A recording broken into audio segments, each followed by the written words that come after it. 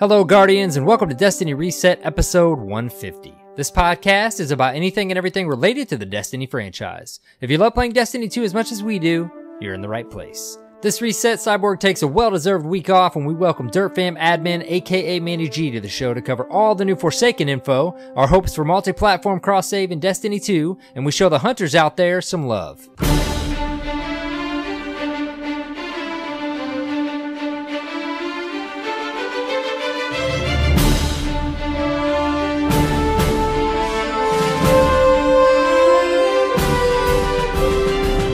Hello, Guardians, and welcome. It's AER0KNIGHT, and with me tonight is none other than aka KaManaG.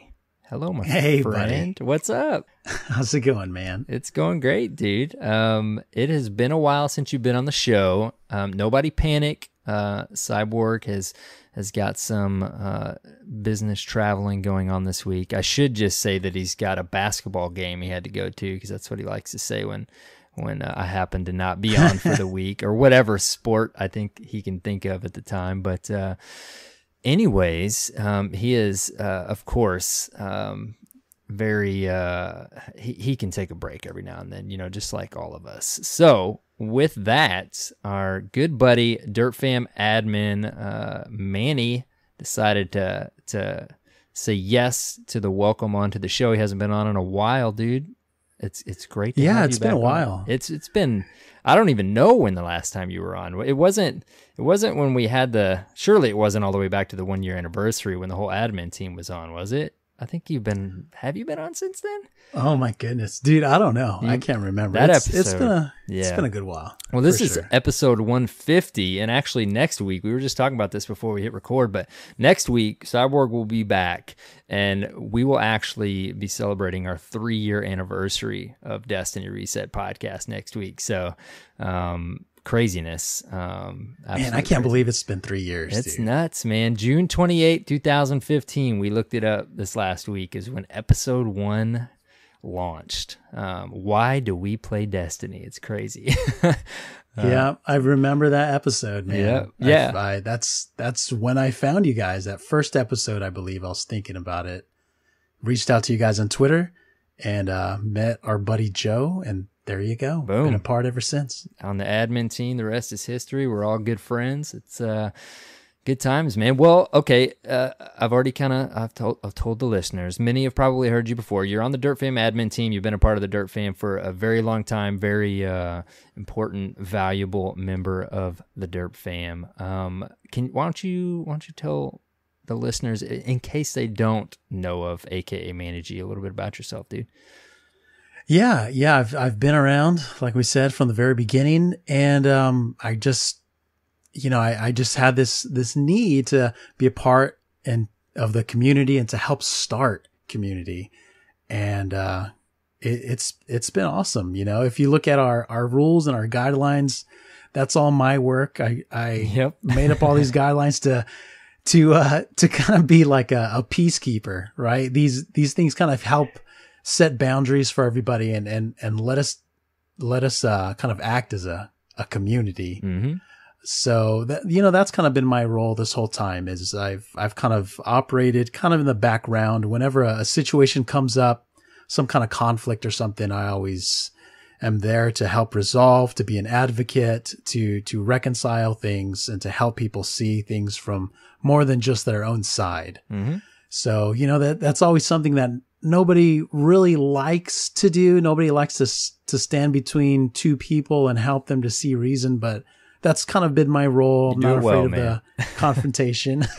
Yep. Luckily, it's the Dirt Fam we're talking about, so it's pretty calm, fun environment. But every now and then, even a friendly conversation needs a mediator, right? And it's always nice to help people see both sides of a conversation.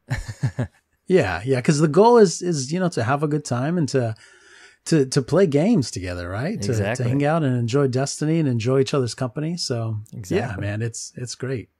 Well, we're happy to have you back on the show. We need to make it more of a regular thing. I mean, you're a regular podcaster these days. You might as well just drop it in right now. We'll remind everybody at the end of the show. But you got yourself a pretty fresh podcast, right? Yeah. We just released episode 5, Nice. and it is a general gaming podcast, basically. So we me and my buddy Andy, he's one of the ambassadors here in Destiny Reset. Andy man. We've been friends for a long time, and we've been talking about doing like a podcasting project for a long time. And we've always had this group of people. We've called it the book club. Yep. And, so we were just a smaller group where we would just all hang out and we would game, and we were just really close. And, we had the idea of, why just have a few of us in this little private thing? Similar to Destiny Reset, it's just an open community, right? So anybody's welcome to come. It's called the Gaming Adventure Club. Basically, that's the name of the kept podcast. The word club, right? Yeah, that's the name of the podcast, the Gaming Adventure Club, and it's just a good place to hang out with like-minded gamers. That's awesome. We don't care about what you're into or whatever, just as long as you get along with everybody. Just come out, hang out, play some games, and make some friends. Yeah, and it's funny because over the last 3 years, we've seen several podcasts coming out of the Destiny Reset community, and I think it's really cool. I think it's really great. So yeah, we focus on just whatever's out there, whatever we're playing, and we just talk about it. That's awesome, dude. Yeah, I mean, we mentioned Joe earlier. He's on the admin team. He's got his own little solo podcast he does where he reviews games and stuff, and I think he might have a guest on there. Here or there. I'm not sure if he has yet, but he's had one guest on there so far. It was probably you, wasn't it? No, I'm just kidding. No. Wasn't you? It was Dreadnought. Oh, okay, that's right. Yeah, good old Dreadnought. Well, man, and that's very true. I sent out a tweet a couple weeks ago, and you don't think about these things because we do this stuff week in and week out and record audio and edit it together and make thumbnails and do this stuff, and we don't consider ourselves professionals by any means. Definitely talking for myself, I'm just trying to make this stuff work, and you don't that's still helpful to people. And I sent out a tweet a few weeks ago, and I'm like, hey, anybody has any questions about the podcast process or Photoshop or editing, this or that, I'm like, I may not be able to help. I will do my best and be glad to help you in any way I can. If I can't, maybe we can figure out who can help you, but don't hesitate to message me or tweet me. And I had several people respond, and like you said, it's cool to see if you got any desire to make content, whatever that may be, just do it. Just go out there and do it. Don't be afraid to do it. It's even if you have, let's say you make a podcast and you have 2 listeners, you make a YouTube video like I'm making more regularly right now, and you're not getting hundreds of views, even in my case, it's okay. I like that 50 people watched my video and a couple leave a comment. It's fun. It's fun to interact. And if it's something you're thinking about doing, don't hesitate. Do it. Ask people questions. Ask us questions. We're always happy for to sure. answer. Yeah. Yeah, somebody messaged me today about, how do you make a podcast? So I gave them all this information about, choosing a host, what kind of equipment to use, about Audacity and stuff. And I think it's awesome. It's very easy to get overwhelmed when you know nothing about the process, but when you dive in and just ask some questions, it ends up not being too bad usually, Yeah. That's what we're all here for. So that's cool though, man. I've listened to your show and I enjoy it. It's kind of nice because while we love it, we spend so much time covering Destiny. It's nice to hear about other games. Because before Destiny, I was consuming tons of games. Now gaming seems like it's changed a little bit. Games are so, Cyborg and I've talked about this, they're so big now. Even if you play more than one investment game, you still have to strategize about what you're gonna buy, whatever time of year it is, because there's so many hours and game time already, at least for I think the both of us is it's specific times of the day, if not a few days a week.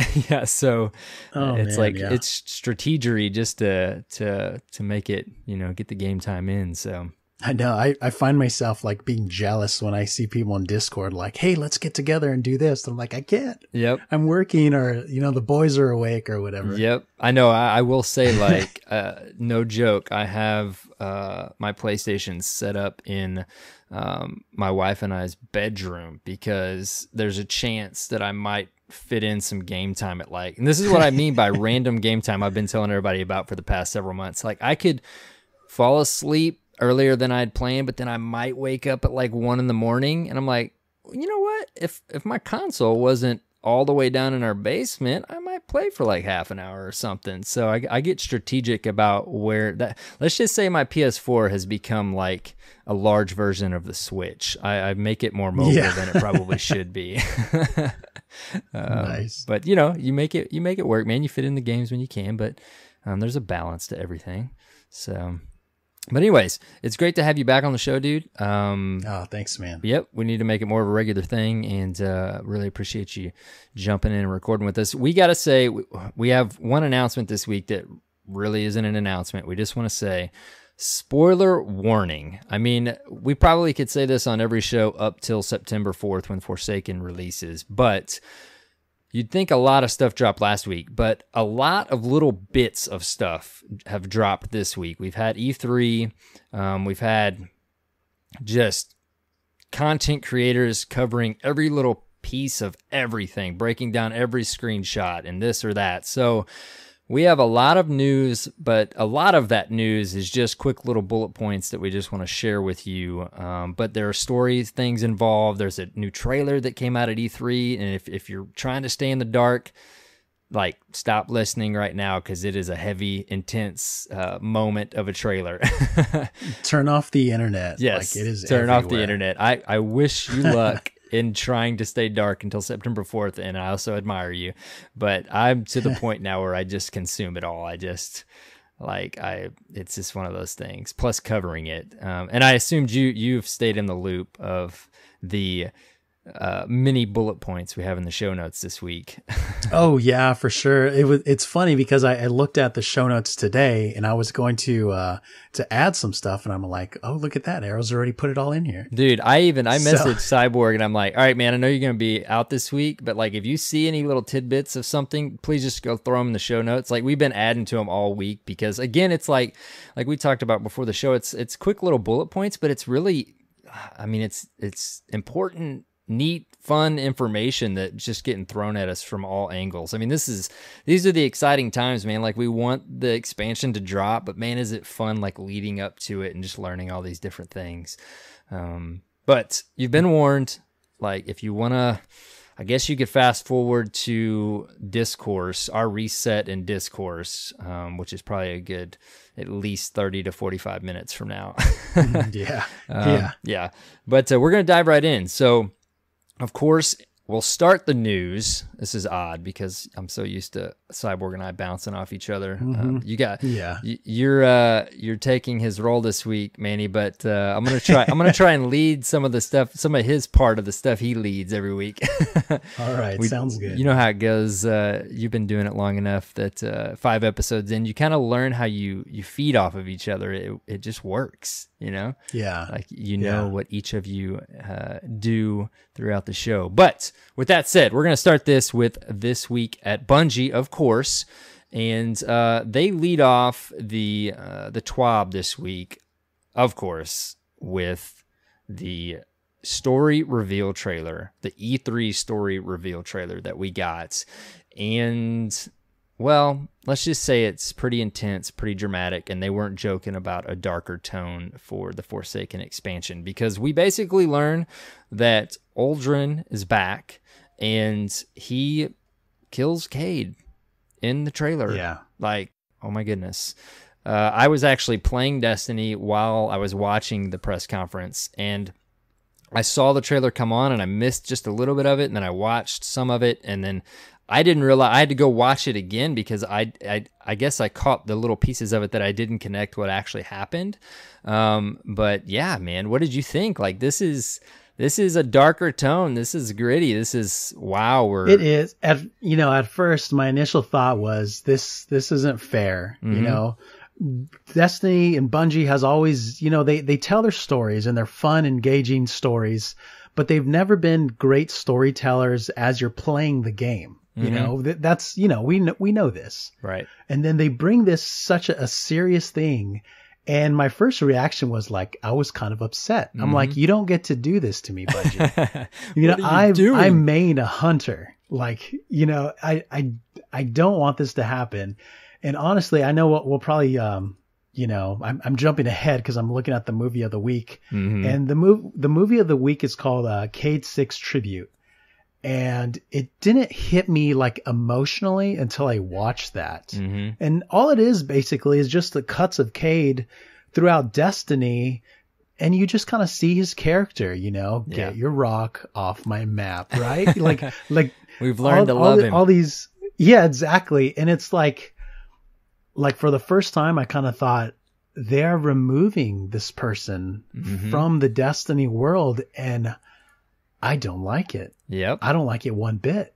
And then I thought, they mission accomplished, cause that is exactly the emotion that they want to invoke from their player base, you know, I mean, and they, yeah, it's the way to do it, and it is, it's like, oh, Kaede, like, okay, like I don't want any character that we in the game to be gone, but Kaede, and to put a little bit more weight to it, like my reaction once I watched it again, I'm like, oh, okay, how is he coming back?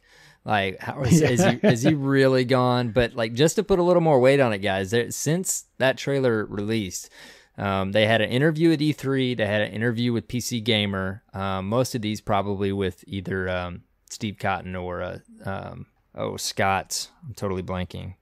What's his last name? Totally Scott Taylor? Scott Taylor. No, yes. Yeah, Is that's it right. Scott Taylor? Yeah. Okay. So that and on Eurogamer as well. He's 100% gone.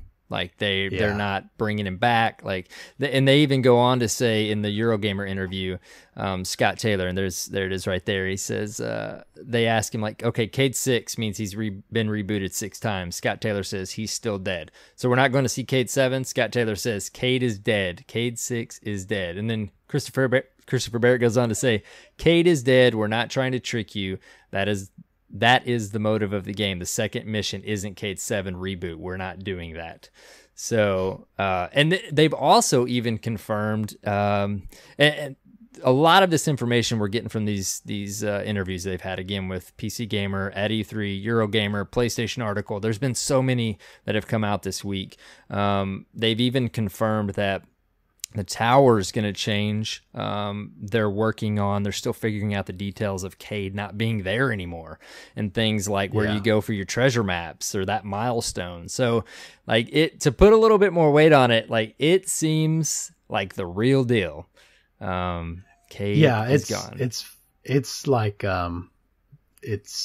it's final, you know. I still have that little bit that's like, oh, whatever. Like, just like, okay, even if it's not in Forsaken, Kaede will be back, Well, Christopher Barrett did everything he can say to help us understand we're not going to have a Kaede 7 in Destiny 2 during Forsaken. During Forsaken, right?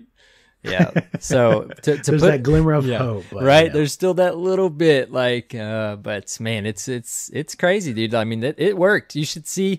There was pictures being tweeted out that somebody put up like a shrine at the E3 event. Like, I guess a fan put up pictures of Kaede and like there were flowers around it. And, it was like a full-on memorial. Like, he just died there. Yep. Yeah, it was just full blown, and I don't know. It stinks, but it's been like neat to see how much of a rise, like just an emotional rise, it's gotten out of the community. It definitely, I think, accomplished what they were going for with the darker tone, for sure. Why Kaede? Yeah. Why Kaede? I know, and in my mind, it's like, okay, so Bungie has done something just really drastic with the character of Kaede, with him dying at the hands of Aldrin. I have now these high hopes to see how are they going to finish this story in the Forsaken. Mm-hmm. You know, because I don't want them to do this drastic move and play this emotional card with us just to end the story like they did with Osiris. Right. You know, because that was a very unsatisfying ending to this character that we've thought of so highly for so many years. Right. Yeah. So I need Forsaken to end well if Yeah. Bungie is going to, you know, pull this card here at the beginning. Yeah, and I feel like, I mean, people are already speculating who the Hunter Vanguard replacement, there won't be any replacement, but who will step in and step into that role. And yeah, I think, man, it seems like September, you know, the hype train is in full force, but it seems like of course, they've known it for many months. Like we've gotten a lot of good stuff up to this point. Warmind's been fantastic, the quality of life stuff we've gotten, but it seems like they are doubling down, tripling down on everything for September, and I really feel like they've realized that even with the story, you know, I feel like it's gonna deliver. But again, you know, time will tell. We will see. But to start with that dramatic of a tone, like it's It's, you know, the only person that could replace Kaede in the tower is the Colonel. Is that chicken? Oh, that had. chicken! Yeah, there you go. That's great. If he's there, you know, handing out Kaede treasure maps, then I think I'll be all right. There you go. There's an idea right there. If that happens, dude, I will. That would be so much laughter. I know your day will be your day, man. When the old Colonel shows up. Well, all right, moving on. So that one's tough to move on from, but. They, of course, drop the Gambit trailer. They did that during E3 as well. We get an official trailer for Gambit, which is that new PvE VP game mode. Just a couple more tidbits. Definitely go check out that trailer if you haven't seen it. But we've learned, just through some tweets from some of the Bungie developers on the team, Gambit will actually... the AI levels, and they threw out, I believe, numbers like 450 and 600, which I guess let me go ahead and tell you real quick. We were going to mention this a little bit further down, but level 40 will be the new max base level with Forsaken, and power level, and this is surprising, will actually be maxed out at 600 is what's been confirmed. So we can talk about that again here shortly after the TWAB, but the reason I bring that up is because the AI levels in Gambit, they've said, will actually level with you. So whether you're 450 or 600, they'll level with you. But the interesting part that they've said is the actual PvP portion, when you teleport to the other zone that your opposing team is on, is actually power level, is active. It's on. So that's interesting, man. Like that's all the little, the little tiers, the layers, that you don't think about. Like, of course, they've been thinking about all this different stuff, and that I feel like that adds kind of an exciting element to it, especially early on. I mean, if we're grinding to power level 600, like you're going to be inspecting, and if I'm not, even though my role, I will want, really enjoy doing that teleporting over and having that PvP moment. Like if I'm under leveled, that's not going to be the most ideal scenario, right? Yeah, but I like this change, or I like this idea because it gives you the opportunity to jump into Gambit even if you're not max level. Right. Because if the AI was max level and you're just so far below, you're just not going to play it. Mm-hmm. You're going to say, no, I can't play Gambit. It could turn into another escalation protocol type of thing. Right? Exactly. Yeah. So I think this is a good move. And having player power enabled gives people the motivation to keep on leveling. Because like right now, Destiny, the only thing I'm doing in Destiny is playing Crucible right now. And my light level isn't increasing. It's just, under the current patch, it's just not set up to do that. Just playing Crucible. That's what I always run into, man. Like I'm doing my milestones here and there, but I love the Crucible, and I'm in the same boat. Like I'm not progressing very much. I haven't even hit 365 yet because you just don't get those drops. If you're just playing Crucible, you're getting that one milestone call to arms, and then the rest of the blues and purples that are dropping aren't really increasing your light especially after 360. So yeah, I feel you on that. Yeah. So, but that's you cool, got man. to play And we Gambit, right? know in September that Trials and Iron Banner power level will be back on and matter in those two game modes. So it's cool to see the theme of this. You know, Gambit's going to have a layer of this as well. So I think you're right that it kind of creates more incentive and meaning to that max power grind, right? Yeah, I think so, for sure. Definitely. Yeah, and they went on to say as well too. They tweeted out, people were asking, of course, and I think it was maybe Robbie Stevens. I want to say he's part of the team working on Gambit. I had his tweet up earlier. He tweeted out there will be 4 maps, 3 races per map, 3 variations of each race on each map, which will equal 36 potential Gambit experiences. So that's what's going to launch with Forsaken. So that's a pretty substantial amount for what Forsaken is. You know, we're not talking about just a PvP map that you're spawning on. It's actually got AI combatants. It's got teleporting to invade with PvP components and bosses. So 4 maps, you know, I played it like we talked about last week, and we played on, I want to say, 2 different maps. And one was the EDZ map that you're seeing a lot of from the E3 stuff. And it was big. Like it wasn't, you know, like a massive patrol space or something like that, but it was a pretty big map. So to get 4 of those is I think pretty substantial for the launch of the mode. But I wanted to ask you, dude, I mean, before we move on, what are your overall thoughts on Gambit? Like, are you excited about that? I'm actually really excited about Gambit because they have this whole reward structure that's attached to it. You know, It has its own set of gear. It even has its own, I believe, like its own exotic that you'd be able to get. So it's this whole thing, and I hope it's a robust reward system so that people can say I'm a Gambit player. Yeah. You know, because like right now I'm mostly playing quick play, so I guess that's what I would consider myself, but I foresee myself saying I'm a Gambit player, and you're going to be able to be at the tower, and you're going to see the way somebody looks, and they're going to be all decked out in their Gambit gear. Yeah. And you're going to be able to recognize that is that player's experience. And I think it's great. I think 4 maps adds a lot of variety. And, you know, that one, you know, if they didn't have all this variety, I think it could get stale pretty quickly, but 36 potential different experiences. I mean, that's really good. That tells me that there's going to be a lot of replayability, and it's going to be different each time. And whenever you're doing a raid or you're doing some kind of PvE encounter, a lot of times it's just very repetitive. Right. And I have not raided a lot in Destiny 2. I take that back. I spent a lot of time in Leviathan, but I'm thinking of what am I thinking? The ship with Oryx. Why can't I remember the name of the ship? Oh, the Dreadnought? Yeah, the Dreadnought. Yep. You know, we spent so many. Yeah, I know, right? We've spent so many hours in there on the hard modes trying to get people through it, and it was just so repetitive, you know. And you just kept doing the exact same thing. It was like on a script. So there is that AI component to Gambit.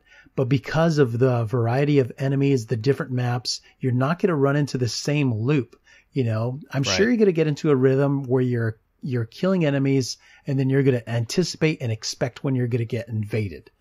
Right. So you are going to have the game type down. You're going to know which of your teammates is going to do which role. You know, when invasion comes, you do this and you do this. So there is planning, but I love the fact that it's not going to just be the exact same thing over and over. Right. Yeah. And, so you know, I see a lot of life here. It'll be, that's a good launch pack, I think, you know, and it'll be awesome to see more added to it. There's also a couple other layers of similar things that you mentioned there. It will have its own vendor. We've learned is the Drifter, which we've learned, you know, just in other coverage from other content creators, like it's, which I think about this now after playing it, like you actually start on the ship and it's all about like emote and taunting, and then you spawn into the world. And I don't know, man, I realized this week that it just kind of connected. Like Trials is when I really went heavy into PvP. Like it took me about 6 months after D1 launched, but I started to dab in the Crucible. I played other PvP games, and then Trials hit, and boom, like my rating was cut 75% because I love raiding, but Trials was just it for me. And it kind of clicked this week. Like this is like the launch to me. As much as I love Trials, like this could be even more substantial because this is connecting all types of Destiny players. This is something for everyone, being, of course, PvE and PvP, and having that element of fighting another team to win is what makes the Crucible just have the longevity that it has. What made it, between content drops in Destiny 1, you went to the Crucible and it made those drought periods not quite as bad, And to me, Gambit, like, it just seems like it hit me this week. I'm like, wow, Gambit is like an FPS. It's a tower defense game. It's a MOBA. It's all that didn't click with me at first. I'm like, this mode, it seems like it is going to be a big deal. Like, and I think part of it came from people getting their hands on it at E3 and hearing more Guardians feedback, and people just, all I'm hearing is after people play it, how excited they are and how they can't wait to play it. So, I think it's going to hit big, man, when this drops. I think the community, the Guardians out there are going to love this game mode. I think so. I just want to play more now, especially after watching all this stuff all week. Like I want to play more Gambit. Yeah. Gambit's like my most anticipated feature for Forsaken. Yep. Yeah, so I'm looking forward to it. It's good stuff, man. All right. Well, we'll move on. Let's see here. We got, of course, we got some little tidbits in there from, just some coverage that they had at E3 and different things like that. They also mentioned in the TWAB that we got, there's a Game Informer article out there if you want to go check that out, just with some more Destiny coverage. There's also a behind the scenes of, there's actually a full article at Game Informer on just the bow, and they interview, at least through portions of it, Greg Ping, which is on the Bungie team, and he was on the team that worked on that bow. Speaking of, they just released today a developer insight on just coverage of the bow and what they did to make that particular weapon, those weapons, feel amazing, which I can attest they do. Like I cannot wait to get the bow in my loadout actually at home on my home setup. But definitely go check that out. I don't know if you've watched that yet, but they went to get training on how to use a bow, like the whole portion of the team did, and like it's crazy how much work goes into just one weapon type, dude.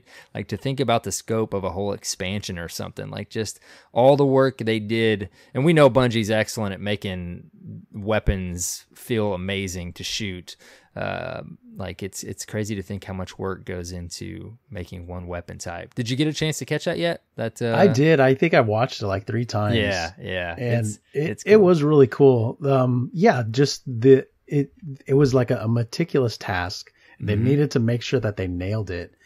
And from the feedback that I'm hearing, they absolutely nailed it. Yeah. And that is like, everybody seems to be really enjoying the bows. Yeah, that is like my number 2 most anticipated feature is getting a bow into my hands. It just works. Yeah. I'm really excited. I remember last week you were talking about how it reminds you of like your No Land Beyond gameplay. And that is it's really exciting to me, right? It's supposed to be, if you're doing a headshot with full draw, it's a 2-shot kill in PvP, I believe. Right. Yep. So it's not like a sniper. I think that would be too powerful. So I think they've kind of nailed like the mix of how it's supposed to be, how powerful it's supposed to be, and I am really looking forward to getting one of those. Yeah, dude, you're gonna love it. It's they just feel so cool. And you're a hunter main. We'll get into this in Reset, but I finally started leveling on a hunter, and while I'll of course use it on my Titan, like it's another one of those weapons. It just feels like it's gonna feel amazing for a hunter. You know what I mean? It just fits that character, that class, that play style. For sure, man. Yeah. So you'll have to let us know. You have to send in a Speak Piper an email when you get your hands on the bow, or just come back on the show and let us know what you think. Yeah, for sure.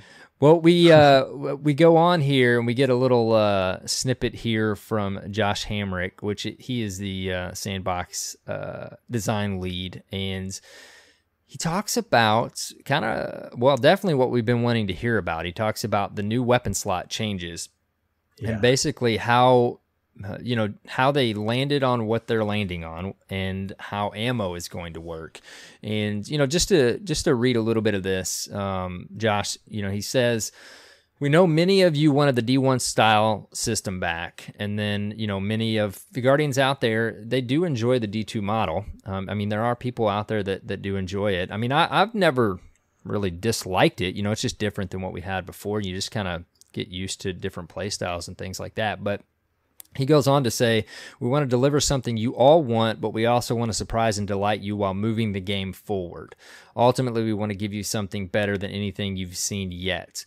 So basically, more choice and deeper customization. The top two slots, which they're calling quick slots, will have more freedom than ever, allowing you to carry unique sets of primary and special weapons when paired with the appropriate exotic. Crazy loadouts like the 3-shotty build that he mentioned in the vidoc are possible. Now, here's where the details come into play. So let's say you want to run 3 shotties. It's all about the ammo. The ammo is what's dictating what you can do with your loadout that you're choosing. So he goes on to say, uptime for your weapons is balanced by how often you can get your hands on the right ammo. Tuned to be very similar to Destiny 1, uptime works out as follows: most to least.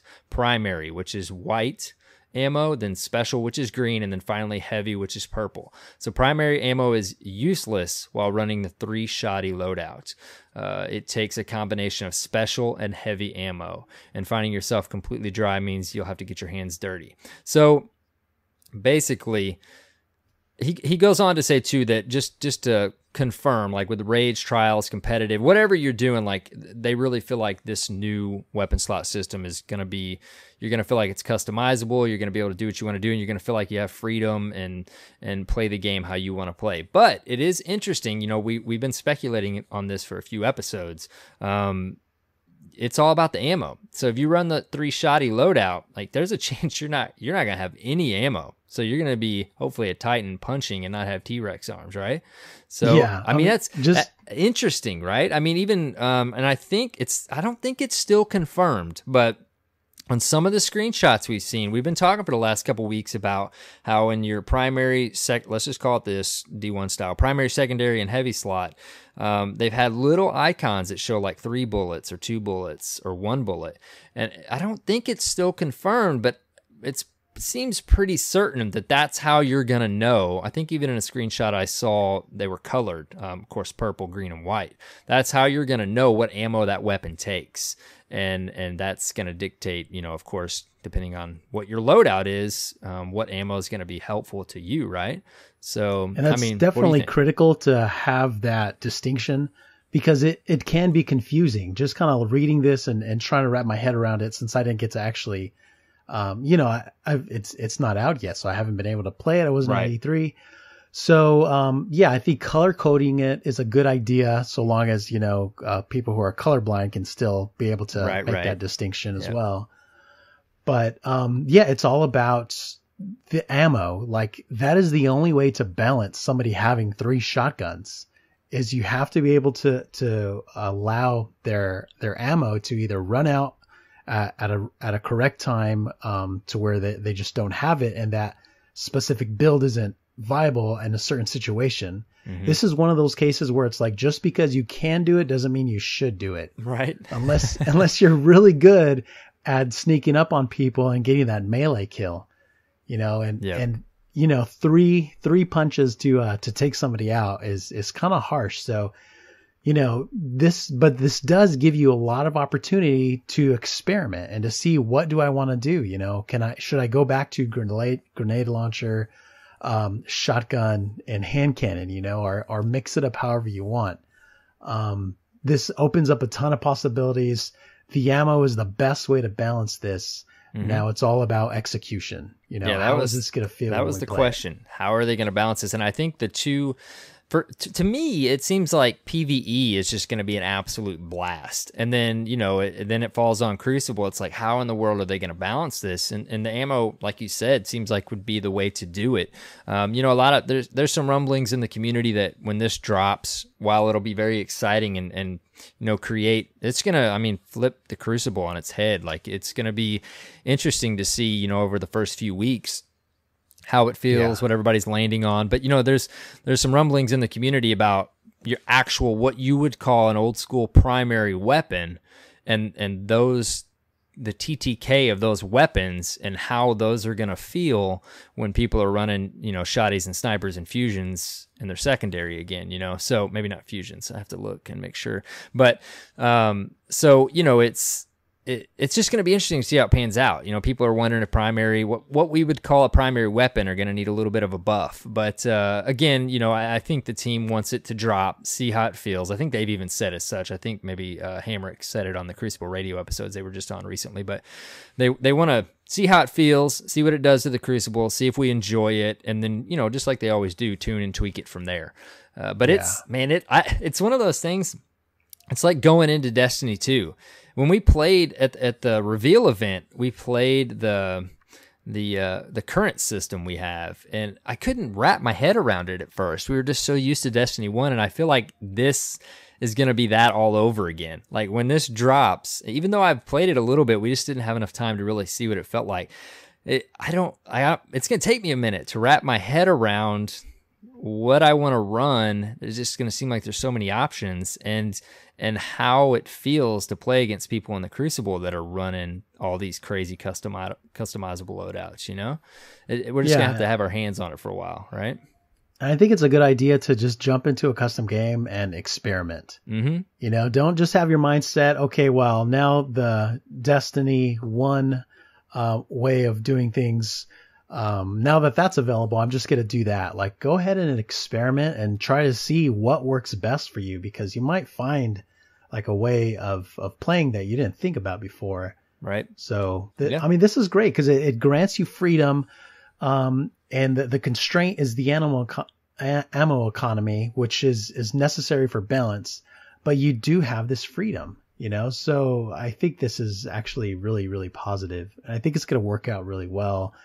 But it's a new feature, and there's nothing like having millions of people playing your game, playing your new feature to figure out all the bugs and all the problems, right? Right. So we're going to run into some issues probably, but, you know, I think the new Bungie, how they're doing things now, I think they're going to be able to handle bringing changes and fixes a bit quicker.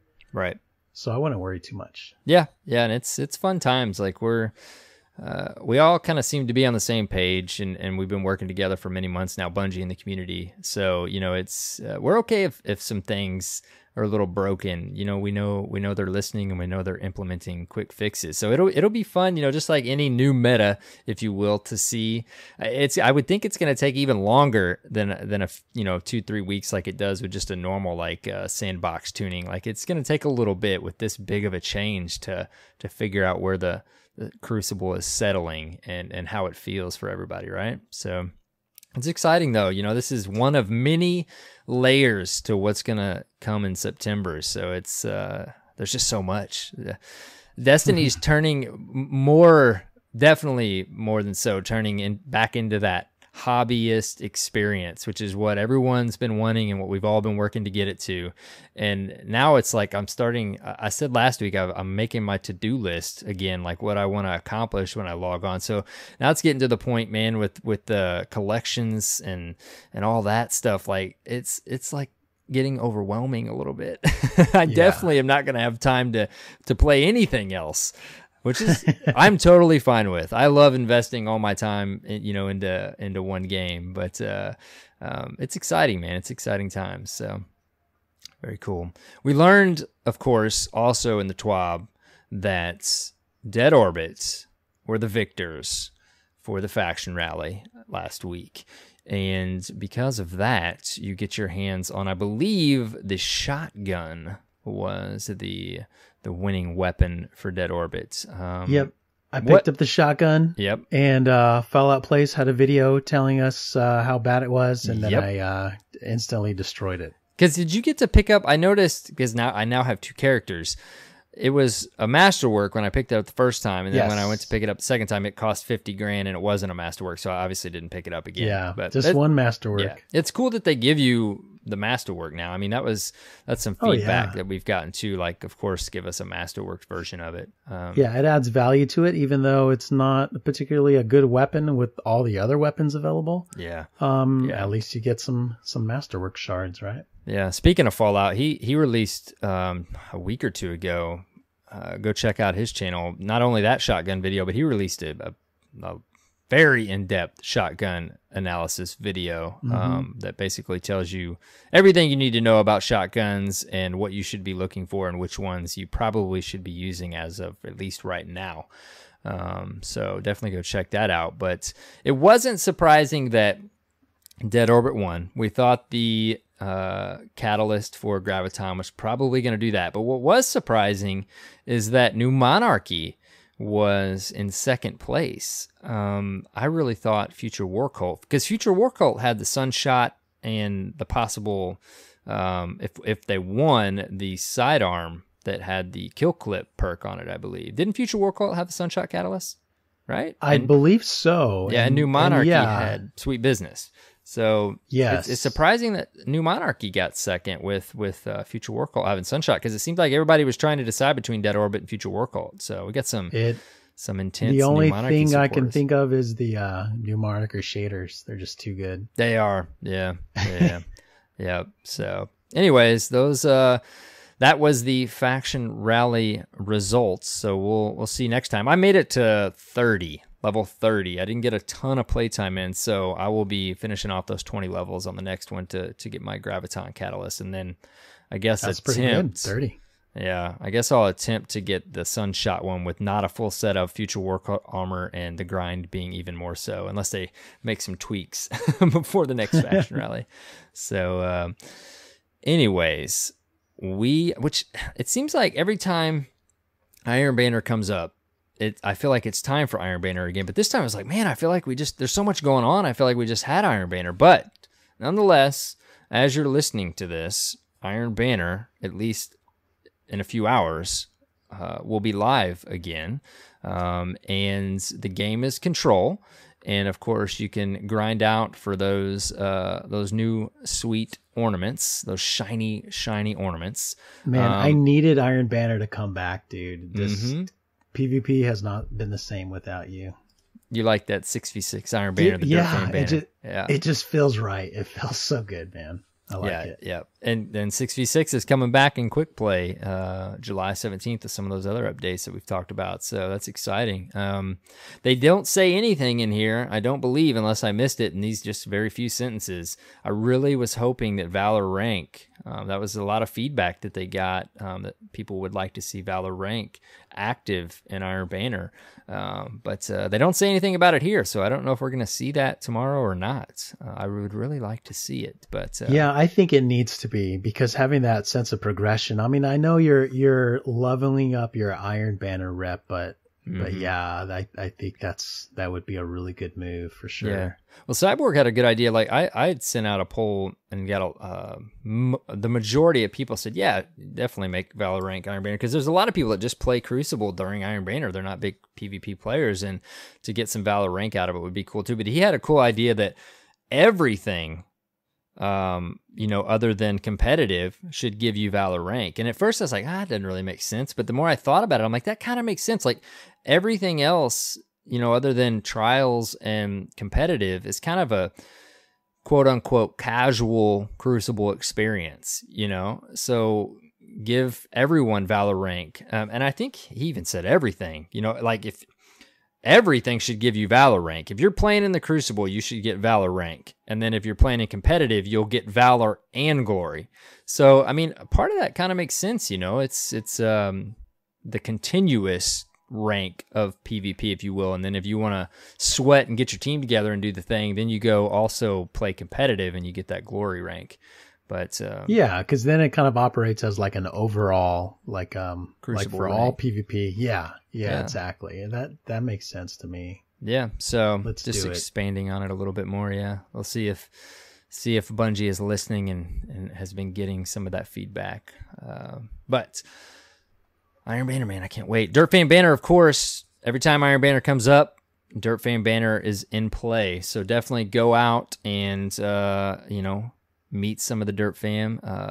We'll be sprinkled throughout, playing in different fire teams. So definitely don't hesitate to jump in and play with us. Everyone is welcome, of course.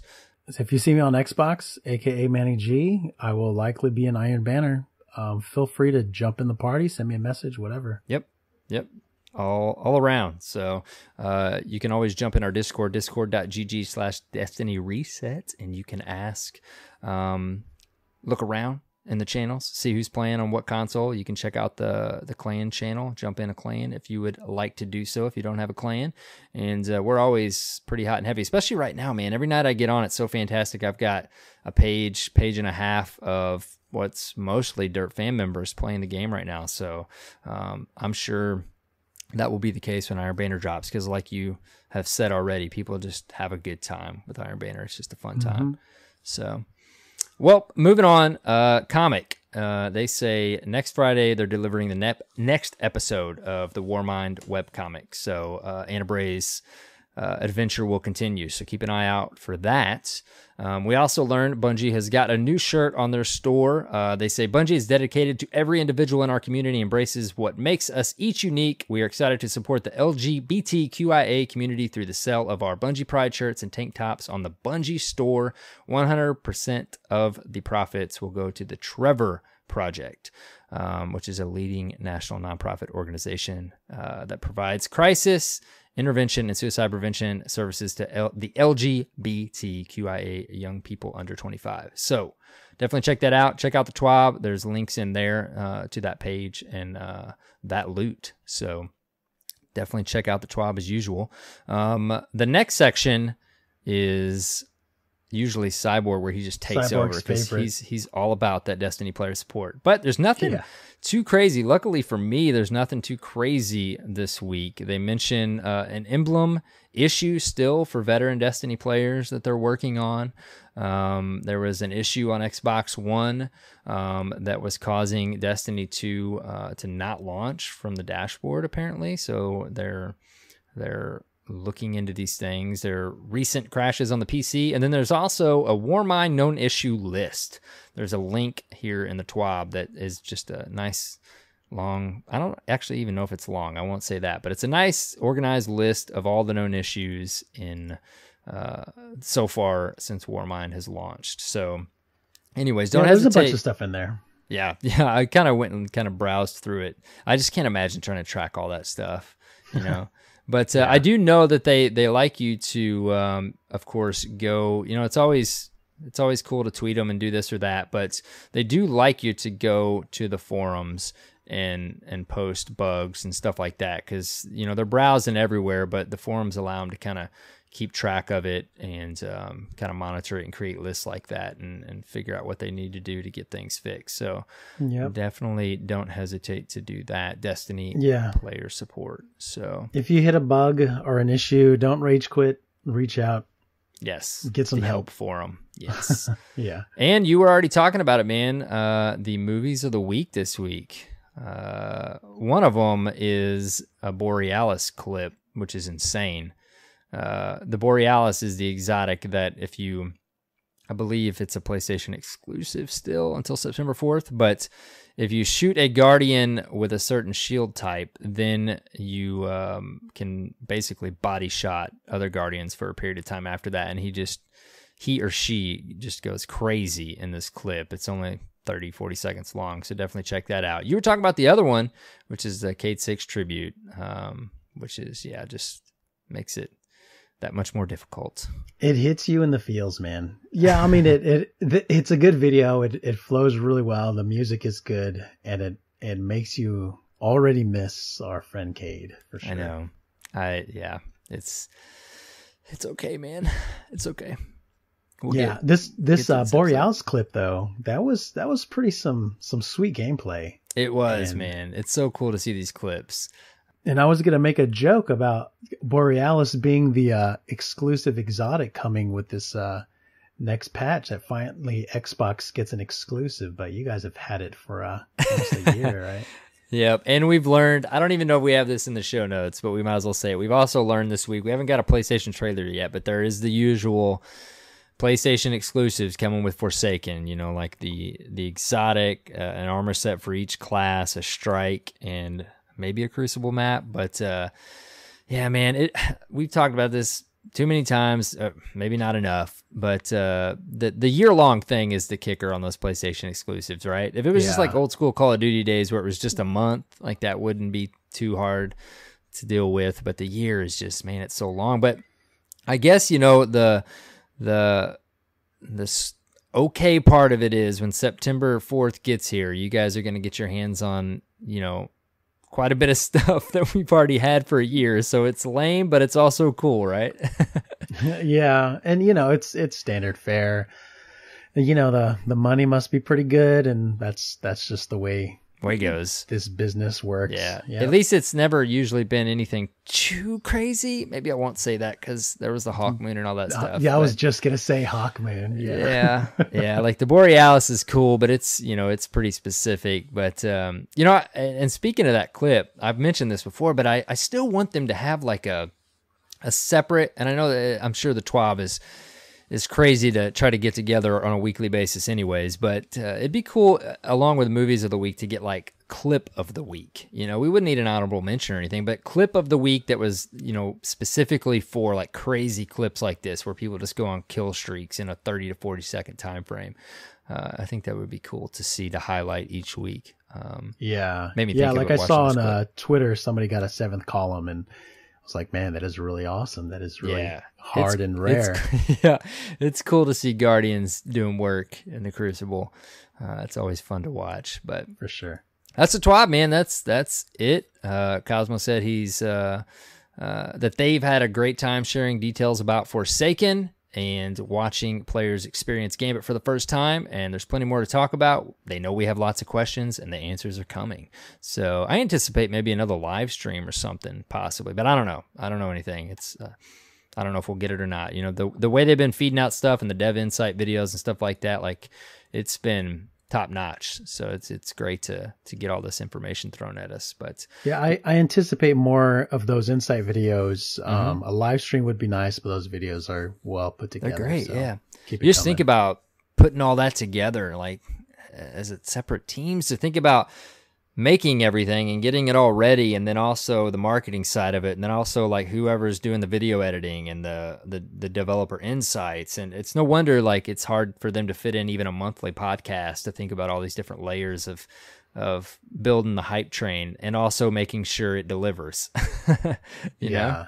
I can't imagine. I'm sure it's pretty hectic, and it's coming so close, man. It is. Yep. They're the masters of hype for sure. No doubt. Well, we've got many other bullet points here that we will scoot through. Just little tidbits we thought was substantial enough to share with you guys. Moving on, I've already mentioned level 40 is going to be the cap with Forsaken. Power level is going to be 600, which is a substantial jump from 385 or so to 600. And the tweaks to the power grinds that we're already feeling right now in Warmind, which is, you know, some feedback they got from us, it feels pretty good. Other than Manny and I have already mentioned, it's hard to level up as a Crucible main player and Guardian. I would love for them to throw some just some goodwill towards Crucible players. That'd be nice. Right. Yeah. Hopefully we'll get a little bit of a tweak there. But they also have confirmed year 1 weapons will be carrying over. That's something we've talked about a little bit. That was a big deal in Destiny 1. Like it was all back because of those Vault of Glass weapons. They were so powerful. I don't think it was just that, but it was a big deal when they announced that some of the weapons would be moving forward with certain expansions. And this is cool. Like all of our weapons we have now will be able to be infused to the new power level. There are a couple little details along with it. The random rolls, whatever that fully consists of when we get it with Forsaken in September, they will not be on our year one weapons, but they haven't fully said what the mod system is going to entail and whether or not we'll be able to utilize that new system with the year one weapons. So we won't have random rolls on our year one weapons, but we will be able to carry them forward. So, you know, that's an interesting dynamic. It's, you know, we'll see. I'm excited for random rolls. It's going to be interesting to see, like, the better devils that we've had for this long is still going to have a fixed roll, and will it compete with certain things we may be chasing when Forsaken drops and those random rolls hit on the weapons. But Scott Taylor and PC Gamer, he did say, we're very comfortable saying that if you're working on faction rallies right now, or the things that are coming in the summer, which is an interesting little tidbit, maybe some more loot coming with the summer patch that's dropping July 17th. He says that'll still be totally worth it because you'll be able to bring that stuff into the new content. So again, confirming bringing everything that we have now and everything we're gonna do over the summer will be able to be brought up to that new light level. Well, Manny, you're kind of you said you haven't been a ton lately, but I know you used to be back in the day. You're kind of a raid guy, so this next little bit's pretty cool, isn't it? Details about the raid. Oh, for sure. So the raid is going to be connected to the story that you're playing. And I think that's really great because, you know, we experienced that in the Dreadnought where ultimately we kill Oryx in the raid, right? And that was a part of that story. And I think it kind of makes the whole expansion like one set piece, right? It just this one overarching thing, you know, and that makes the gameplay feel good. And it actually makes people want to come into the raid and see what's going on. And like Warcraft is really good at doing that, to where you'll have this enemy in the expansion that you'll eventually face in a raid one day. And I think that's really cool because a lot of people, they don't participate in raids because it's hard to get a group and things like that. But there's this extra incentive to seeing how does this story play out. So I think that's a really big thing.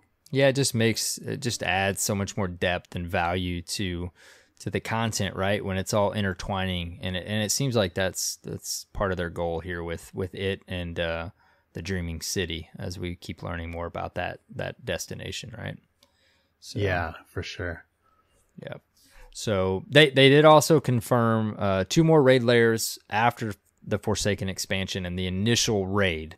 They're not currently saying where they'll take place, but the Forsaken raid, whatever that is, will take place in the Dreaming City. And the Dreaming City, man, it just keeps getting more and more interesting. We talked about it last week. It seems like it's going to be specifically an end-game destination. The raid is going to be like the center focus of it, but it sounds like it's kind of like a patrol area that's centered around the raid. And as we've talked about, the raiders, as people do the raid and complete the raid, it's actually going to change the Dreaming City. We don't know how, but they've just said it's going to change it. So I don't know, man. It seems end game destination centered around the raid, and the raid is intertwined with the story. It just all sounds fascinating, doesn't it? It's really intriguing for sure, because like any patrol spaces that were released with a new raid in the past, they've never been linked in any way. You know, so this is something new for Destiny, and I'm really excited to see how they pull this off and how deep and meaningful it's going to be. You know, I don't know if it's going to be on some kind of schedule or some sort of seasonal thing or some kind of sequence, or, you know, who knows? You know, we just have nothing but speculations right now, but it's exciting.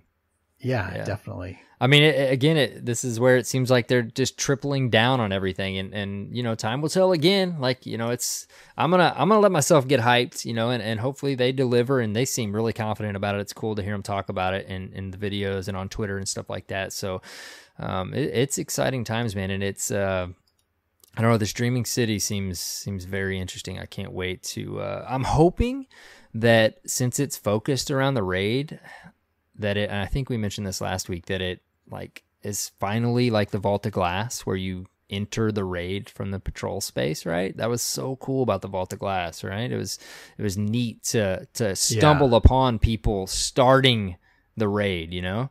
It was just cool, that aspect of it. So I'm hoping we see that here with the Dreaming City. No, I was just going to say that I have high hopes for this new destination. It's supposed to be totally focused on the end game player.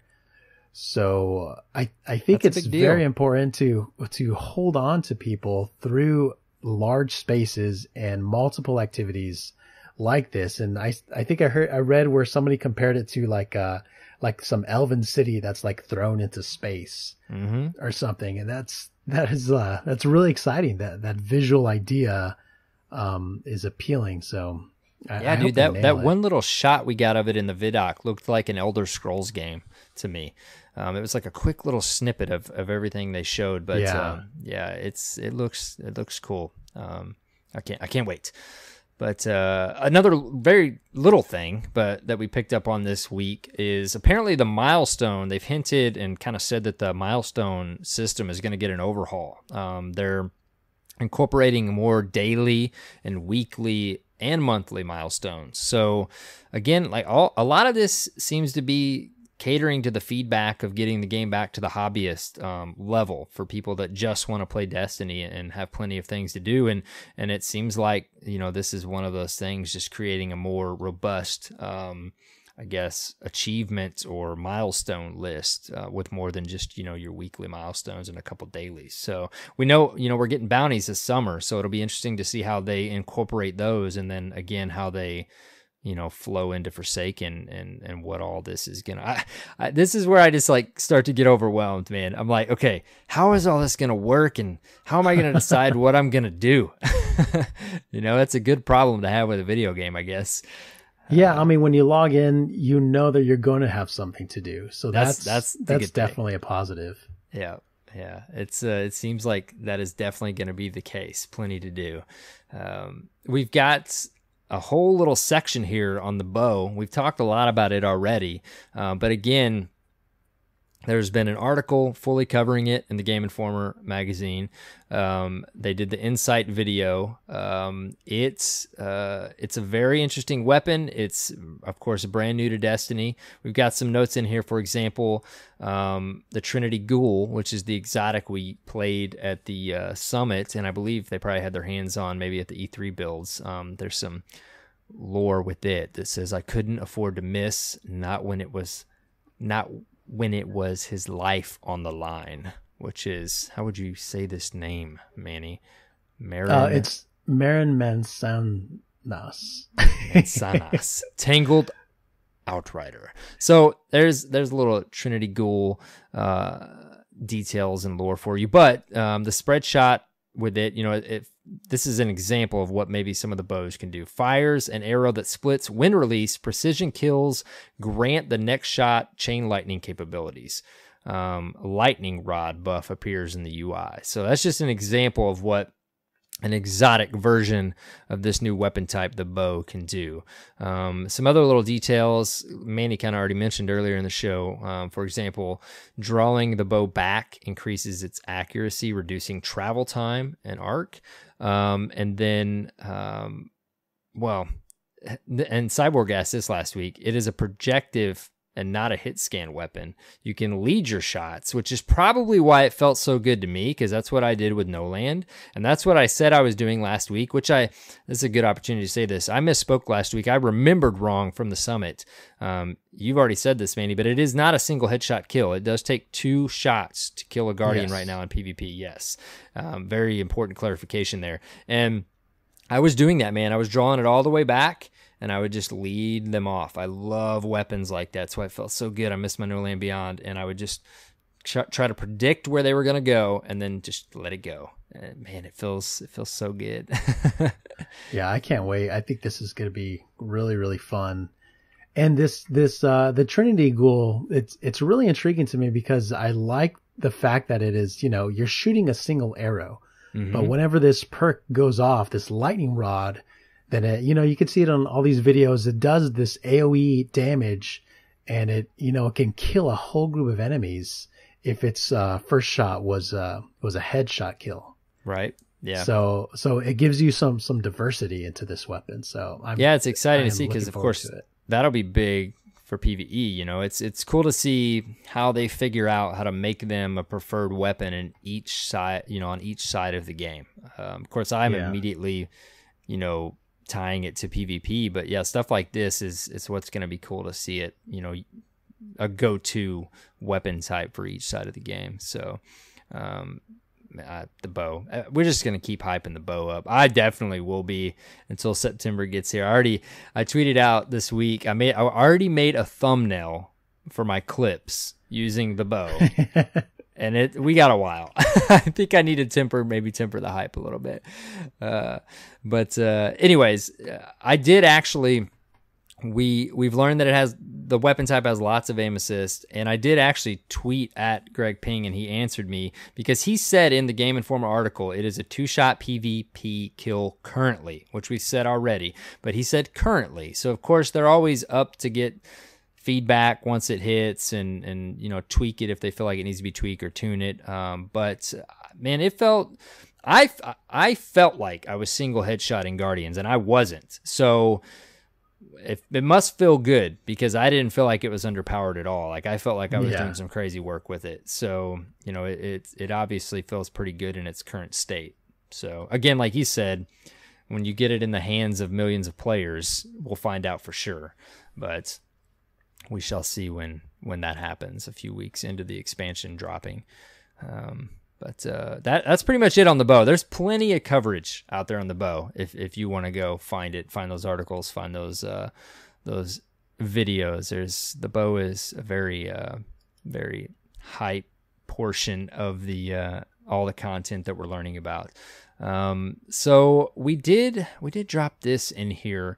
This is another little bit of story information. Apparently at E3 there was a playable little vertical slice, if you will, kind of like they did at the reveal event. It wasn't exactly how the first mission is going to go, but there was a playable portion of what may be one of the first missions, and people were sharing that you actually were interacting with Kade, and you know, he was still there, and so I don't know.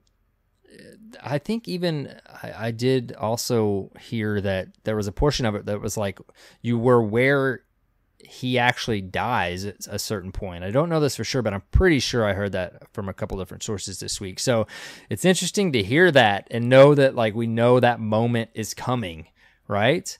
And we're going to have some more classic time with Kade before that happens. That might be some actual tears, man. Oh no.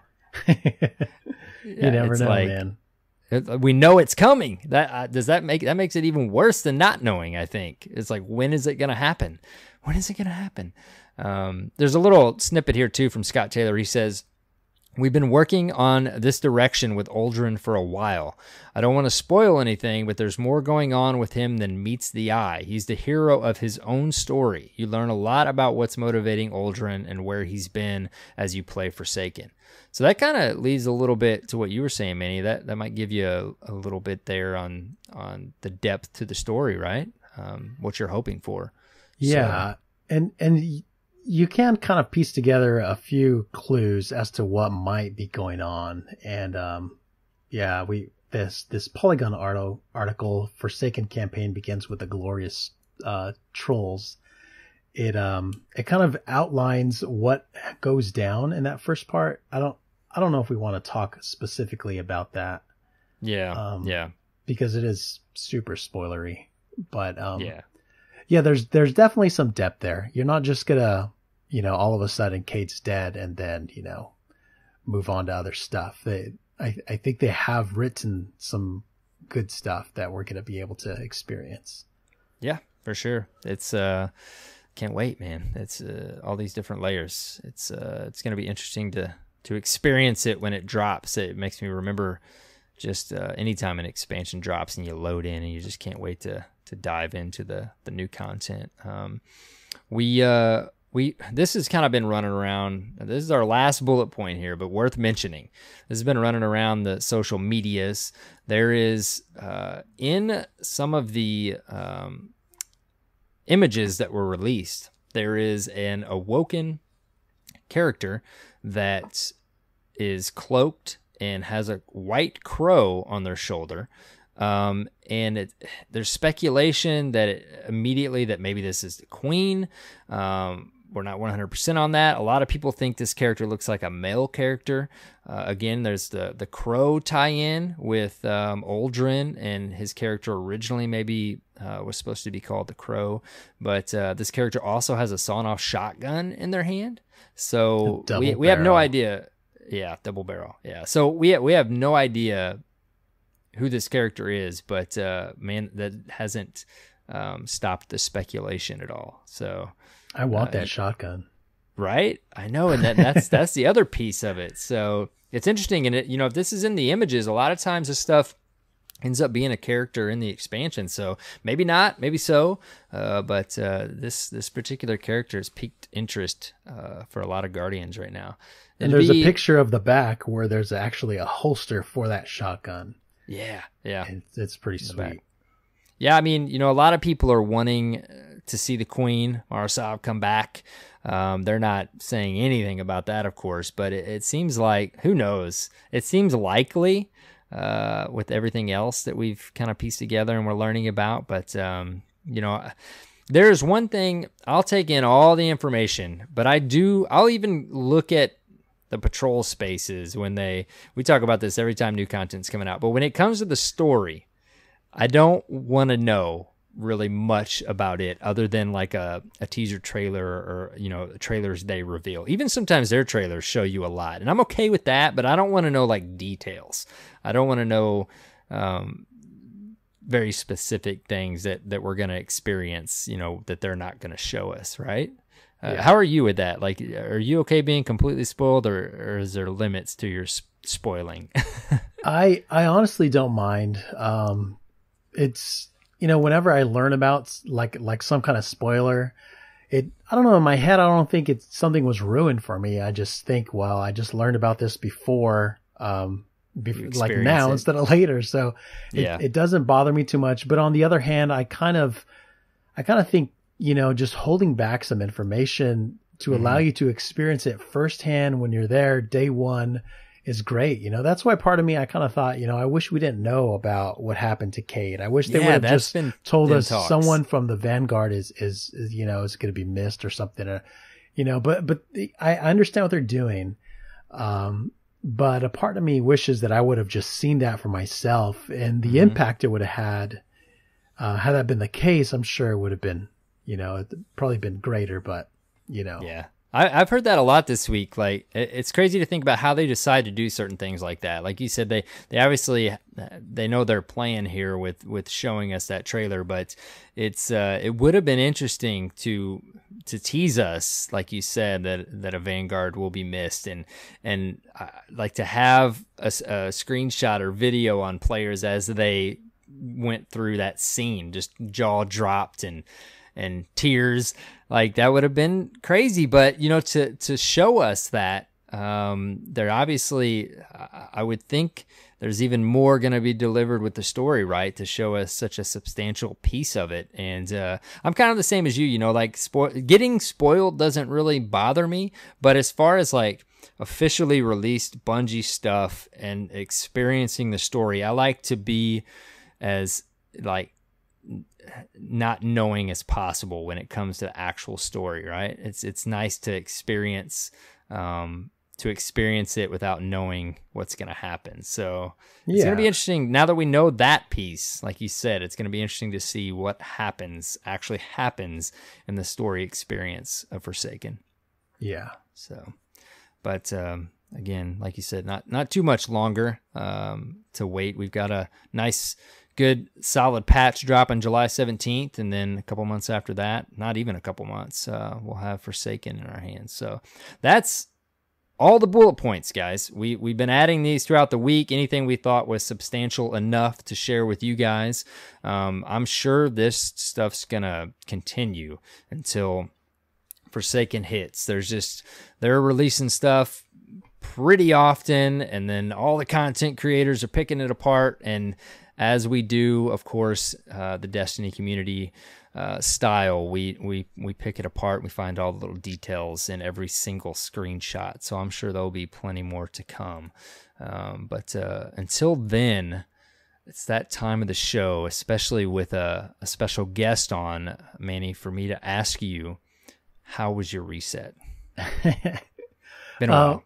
It has been a while. My reset has been good. I have, earlier I finally got my very first catalyst. And Nice. for those of you who don't know me personally, I have not, been happy with Destiny for a while. Mm-hmm. But they've been slowly drawing me back. I came back, just a little after Warmind, and, I just wasn't happy with Osiris. And I know a lot of us kind of think the same way, but you know. Yeah, I was gonna say, like, dive into that just a little bit, man. Like, what about Warmind is because we just had an email last week of a Guardian coming back with Warmind and really enjoying themselves. So, like, what's doing it for you now? Well, my just my love for Destiny came to an abrupt end during the Osiris campaign, and it just felt flat for me. I did not like the Infinite Forest. I didn't like the patrol zone. I didn't like the reward system. Just nothing was what I had come to love about Destiny. So I just, I took a step back and I just thought, you know what? I'm just going to put this game on the shelf and I'm just going to come back later. So what has brought me back now is all of the different changes that they've made to to the weapons and to the exotics and how everything feels. The game feels different to play. And that is always what Destiny has been to me. It's been a game where I can, you just have this excellent gunplay. And I've always been a Crucible player. I've always loved it. So, I basically just wanted to try these new guns or these guns we've had and just come back into the Crucible. And I haven't been able to stop. I've been playing, at least 3 nights a week, in Crucible. And that's basically all I've done, So yeah, I got my first catalyst, the Jade Rabbit catalyst. That's awesome. And yeah, I was so excited because, I'm just playing and it finally drops and I'm like, oh wow, this is really cool. This is what everybody's been talking about. Cause I know in PvE, there's lots of ways to get catalysts for all the different exotics. Jade Rabbit drops in Crucible. So I was pretty excited. I was like, wow, I can finally get to participate in this. Old school moment where you're like, oh wow, yes. Like what dropped? What is it? I'm excited. Yeah. And I said it in party chat. I'm like, I just got a catalyst and like nobody else was excited, but I'm like, well, I'm excited, and so I dug out my Jade Rabbit and I just, 250 Crucible kills is what you need to do to level it up. Has, man. I had to grind that thing out. Yep. So, and man, okay. The Jade Rabbit is a fun weapon. It is a good weapon in team fights. It is a difficult weapon to use in solo queues because a Graviton Lance and Vigilance Wing exists. Yep. Right. So it is, I'm having to play very tactically to get in my victories. But man, it is 250 is a lot to ask for the Jade Rabbit alone. And I'm looking at my playtime and it's like at the beginning of the week, I'm in there for a few hours. And then like, it's kind of slowing down and I'm like, man, this catalyst. And it's like, it is getting me to think, man, okay, I'm going to play at least one game. So it's kind of having the opposite effect. It's not making me more excited to use the weapon. It's making me like think, okay, I have to change my loadout, but I don't want to. I got to finish this catalyst. I know. I was like that with Vigilance, battle. Dude. Yeah. I was like, I can't wait. No, I can't. I wanted to use something else. I'm like, I can't take the Vigilance off. I gotta finish this catalyst. And like, as soon as I got the catalyst, I played like one more game with it, and then I'm like, okay, finally, I can switch my loadout. But it's like you get over that, and then you'll equip it again. It's like you just need a little break from it because you just grinded out that whole catalyst thing. And when I get it leveled up, I'm not going to use it. I don't, the Jade Rabbit's an interesting one. Yeah. It's just not strong enough. It's punishing, very punishing if you don't get headshots, but I love that type of scout rifle. Call of Ventus Duty from Destiny 1, that was one of my favorite guns because I loved how I could kind of stay in the pocket with a sniper. And a lot of times I'll win that battle because I was able to hit the head, right? And flinch them. So it feels rewarding, but the Jade Rabbit in this current, game setup in this meta, it doesn't feel as rewarding. Mm-hmm. So, you know, I'm going to finish it, but I'm probably going to finish it and then put it away and hope for the Vigilance Wing to, drop. You need another one to drop. Yeah, definitely. Yeah, that was, dude, I got, this week, I've said it already, but I got 3 the week Warmind drop. Couldn't believe it. And then I was like, wow. And, you know, it seems like, especially this many weeks in now, people are either, there's some that don't have any. You just got your first. I got 3 the first week, and I haven't gotten any since. Then there's some that like maybe 1 or 2, but it just seems very random. And then I had that moment again this week. I don't remember, maybe a strike. I don't remember what I was doing, but the Darcy Catalyst dropped for me. And I've actually been using the Darcy. It's a fun gun in PvE. Yeah. And it dropped, and I had that exciting moment. I'm like, yes! So I got 3 the first week, and then however many weeks now in between, and I finally got another one. But they definitely, I mean, they accomplished that Destiny 1 feeling of waiting and waiting and waiting, and then you finally get one, or you get another one. It definitely adds a layer to the hobbyist, whether it's a grind you enjoy or not. It definitely adds that hobbyist grinding factor. But yeah, like Joe, he just got the Huckleberry Catalyst tonight. I think he just threw that up in Discord. So you know, it's just cool. Luck. It's luck, right? So it is. It's full blown RNG, man, and I enjoy it. You know, it's like as long as we have other means to get things as well, different ways to get things. It's cool to have that full-blown RNG aspect to certain things. But you know, this teaches me I need to pace myself with these things because, Andy, he did the faction rally until he hit 50. He got the catalyst, and he didn't stop pumping time into the catalyst until he was done. Yeah. And that burned him out, you know, and he's like, I don't even want to play right now. I'm like, I'm done with this. This was so bad. So you've got to pace yourself, you know. And it's hard to do that because you just want to complete it. Yeah. Oh yeah, for sure. Definitely. Yeah. Well, I got that this week, and I've been working still on my Nescent Dawn quest. It's taken me longer than the average Guardian, I'm sure, but I did finally complete step 4 this week, which is to actually get the Polaris Lance. So I have the exotic version of it now. Another weapon, like the Graviton Lance with my first name in it. So immediately I like it. No, my name isn't Polaris or Graviton, so I get that too. But well, you've been leveling your hunter, right? Yeah, dude. Yeah, I've been, okay. I had a moment over the last couple weeks. I had all 3 characters in Destiny 1. And in D2, I was like, you know what? If I'm going to play on PC and PS4, I'm just going to have a Titan on both. Like, I just want to do my old school Titan main thing and just master the Titan, whether it be PvE or PvP. And I actually, ever since all this hobbyist stuff's been coming back, dude, like I'm balancing 2 consoles, 2 platforms. It's like, okay, which we'll talk about in a minute, until maybe one day we get cross save. Like I'm just going to main PS4. So we're playing this week, and I'm like, man, I love my Titan, but I used to jump on that hunter with the no land, and that snappiness, like verticality play style of the hunter, dude, like it did work great in PvP with my play style. And I have a lot of success with the Titan, but it's nice to kind of, you know, be able to goof around on a different character, different class. And I power leveled the hunter. I didn't think it didn't take as long as I thought. And thanks to some of the Dirt Fam shout out, like we powered through the story missions on the base game and the expansions. But over the last week and a half, I've got my hunter all the way to like 350 something light. And nice. Immediately, you got to hit level 28 now to like equip your high level weapons. And as soon as I hit 28, threw those things on and jumped into the Crucible. And wow, dude, like I know Cyborg and I don't rep the hunter very often, but I'm remembering the ways of the hunter from Destiny 1, and that should change from this moment, at least for a little while, because wow, the hunter feels so good in the Crucible, dude. Like it's such a fun class. Like I can't tell you how many times already I just remember it just coming back to me. Like you're above other guardians so much, and you're just punching them or shooting them in the top of the head.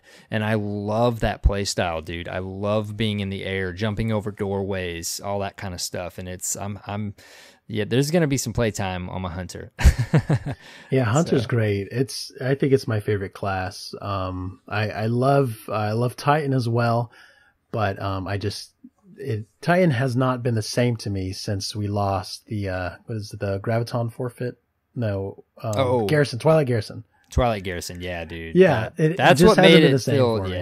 Yeah, that and the Titan skating. It would be nice to get at least the Garrison back, and maybe the Titan skating, like legitimately on all platforms, not like button mapping type stuff. But yeah, it has changed it a little bit for sure. Yeah, but the Titan's great. Warlock's great. My third favorite. But for me, really right now, Hunter all the way for sure. Yeah, dude, I love that animation, the melee animation on the Arc Strider. Like, because does one of the Hunter melees have? I mean, does the Goldie have the knife melee animation, or is it okay? Because on the I thought it was different, because on the Arc Strider, and man, that super feels so cool, dude. Like I've been spending so much time on a Titan and loving it, but it's always fun to level another character and play different subclasses and stuff. But that melee animation for the Arc Strider feels so good, dude. To have that like sideways punch right into another guardian to finish them off, like it just something about it feels cool, dude. Like it is good. Yeah, it's great. And Bungie they do so well at making you be able to feel that stuff, you know, with a controller. And I don't even think I have vibration on. I think I turned that off, just, you know. Yeah, I don't play with it either. The pro tip, Elite Crucible, like turn off vibration so it doesn't affect your aim, you know. But I haven't had it on in forever, maybe here or there, but I don't even think I have it on, and it still feels substantial, man. Like it just feels good to punch another guardian with that Arc Strider melee. But I don't even know. Have you always been a Hunter main? I thought you were Titan main way back in the day. I feel like I've played them all equally, but yeah, I spent most of my time on my Titan in Destiny 1. Yeah. But Hunter was the first character that I leveled. Okay. And I've always liked the fantasy of a hunter, right? Oh, yeah. So that's what I stick think with for a while now, like Titan's gonna lead maybe for a little bit here. Titan's gonna lead in the PvE area because they are really fun. They're great in the Crucible, and I'll be a Titan main, but I think the Hunter is gonna get some love in the old Crucibles for a little while here, at least in Arrow's world. It deserves it, man. The Arc Strider is so good right now. Yeah, and it feels super cool. I feel like I'm playing Star Wars, dude, every time I pop the super. Like, yeah. I don't know why, but it just, like, Darth Maul meets Lightning Arc Strider, it feels cool. And the fact that the dodge doesn't deplete your super in super when you dodge, I would have thought that would take your super down a little bit, but it doesn't. So you can just dance all over the place, man. Like it feels so good. But anyways, what else you been playing? I think you've been playing some other stuff, right? Yeah. Well, like our show that we just released on Monday was about the Division. Just Division 2, everything we got from E3. We just kind of take a deep dive. And so I got back into the Division. I haven't played in a long time. And it feels really good. They've changed so much. You know, it's an older game now. So the reward systems they're feeling right. And it reminds me a lot of Diablo 3. Because with Diablo, you just jump in there and, you know, as soon as you hit level cap, you jump into some rifts. It doesn't even matter where you're starting, and just legendaries start raining on you. And then so you have all these good items that you can just make a build out of. And that is what the Division feels like right now. So it's been really fun. So I've been splitting my time between Crucible matches and trying to jump back into the Division just in anticipation for next year. Dude, I always enjoyed the Division. Like, even back when it wasn't in its best state, a lot of the community, you know, they've been working a long time to get that game feeling as good as it does now. And of course, like you said, Division 2 was announced. Division is like right up my alley, dude. Like semi-future, but mostly modern RPG with PvP elements. Like, I like for a while there when Division launched, I was going to play Destiny and Division. That was going to be it. And then, you know, Destiny just it caters to my play style. It caters to my what I like in a game. Even the reset structure of Destiny, like it, I enjoy Destiny. You know, a lot of different aspects of Destiny. But the Division, dude, like the Division 2 has me pretty hyped, and I don't know how I would balance two looter shooters, loot based games like that, RPG with RPG elements. But man, the Division is like exactly the kind of game that I enjoy. So I don't know. I'm gonna be watching all this coverage on Destiny with like, it's okay to enjoy a lot of games, right? I'm just gonna have like one eye, a corner, just peeking over here at what's going on with the Division 2, which did they say what, March of 2019? So we got a little bit, not crazy far away, but and they released the last one in springish, didn't they? So that's probably a pretty, didn't they? I think they did. That's a pretty set in stone date, I would think. I can't remember for sure. It's been a while. I can't remember. Yeah, I thought that was like April or something. I could be wrong. I was thinking it was spring that they did release the first one. But the Division's good, dude. Like, you can just jump in, get loot, have fun, and jump out. That's always a fun experience, right? Yeah, really good. Destiny has like the best first-person shooter mechanics. Division has, I think, some of the best cover third-person mechanics that I've ever seen. Dude, we played all the Rainbow Six Vegases. Another game, Rainbow Six Siege, that's got a great supportive community with that game. A lot of people, even in the Dirt fan, playing it right now. Like, that's another game I'm sure I would have loved, man. But there's just so many games, and it's just it's hard to even play hardly even any of them. There's just so much stuff, man, and I don't know. We're gonna have to sprinkle in. I'm gonna have to sprinkle in a bit of time for some of these other games. I did download Fortnite on Switch this week.